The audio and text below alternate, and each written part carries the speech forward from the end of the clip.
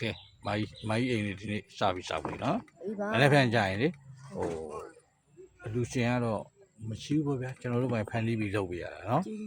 လူရှင်မရှိဘူးဒါပေမဲ့အားမငယ်ပါနဲ့ပြီးရင်ကြည့်လိုက်ကျွန်တော်တို့လည်းဒီမှာဒါဆိုအမကြီးအိမ်စောက်တာဆိုအိမ်မောင်းအားလုံး40နဲ့အမကြီးအိမ်နဲ့ဆို40နဲ့94လုံးရှိပြီဟုတ်လားဟုတ်ကဲ့နော်ကျေးဇူးတင်ပါတယ်ဒူလေးတွေရှိတယ်ဟိုအစမပေးတဲ့လူတွေကျွန်တော်တို့ကလည်းနိုင်စုံနှမ်းနေတယ်နော်ဒီလူကတကယ်ဒုက္ခရောက်တာလားလာကိုကြီးတောင်းတိုင်းကျွန်တော်တို့မဆောက်ဘူးဟုတ်တယ်ကျွန်တော်ကိုယ်တိုင်သွားကြည့်တယ်ဟုတ်လားပြီးရင်ကျွန်တော်ကိုယ်တိုင်တနေ့ကုန်တနေ့ကန်းကိုတို့ထိုင်ပြီးတော့ကျွန်တော်အခုမပြန်တော့ဘူးကတနေ့ကုန်မှကျွန်တော်ကဲနော်ပြီးမှမနေ့ပြန်ဆိုလဲကျွန်တော်ဒီမှာတနေ့ကုန်ထိုင်မနေ့ညနေဆိုရင်တော့ပြီးပြီဟုတ်နော်မနေ့ပြန်ကြရင်တော့မနေရတော့ဘူးသားရဲ့ဟုတ်ကဲ့ပါဟုတ်ကဲ့သားတို့ပွဲဦးလေအများကြီးကျေးဇူးတွေတင်ပါတယ်တော်ကြီးဟုတ်ကဲ့မနေ့ပြန်ကြရင်တော့